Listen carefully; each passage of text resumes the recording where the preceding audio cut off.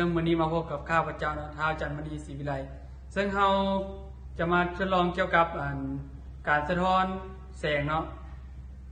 ซึ่งจุดประสงค์ของเราแม่นการศึกษาเกี่ยวกับการกฎเกณฑ์การสะท้อนแสงเนาะซึ่งอุปกรณ์ของเราก็มีแสงเลเซอร์และก็แว่นซึ่งเรามาทดลองกันเลยเนาะว่ามันจะเกิดแนวใดกับแสง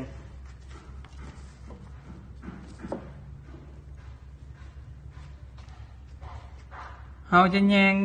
แสงเลเซอร์เราจะแยงแสงเลเซอร์นี้เข้าไปในแว่นเนาะเราจะเห็นว่ามันมีแสงสะท้อนออกมาเนาะและมีแสงของเลเซอร์นี้เข้าไปในเนาะฉะนั้นเนาะปรากฏการณ์ของมันเกิดขึ้นเนาะแม่นการสะท้อนแสงซึ่งเราสามารถสรุปในการทดลองนี้ได้ว่าเมื่อเราแยงแสงเลเซอร์นี้ใส่แว่นนี้ซึ่งเราสังเกตได้ว่ามันจะมีแสงเราแสงทำอินทัน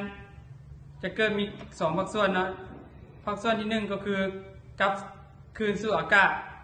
ก็คือเก่าเอิ้นว่าเราแสงสะท้อนเนาะและอีกภาคส่วนหนึ่งเนาะก็คือภาคส่วนที่แสงเข้าไปในแว่นนะเนาะโดยมีการเปลี่ยนแปลงทิศทางเดินของแสงเนาะเอิ้นว่า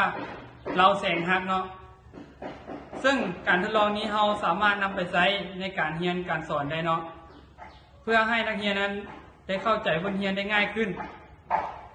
และสุดท้ายนี้เนาะถ้าผิดพลาดประการใดก็ขออภัยเนาะ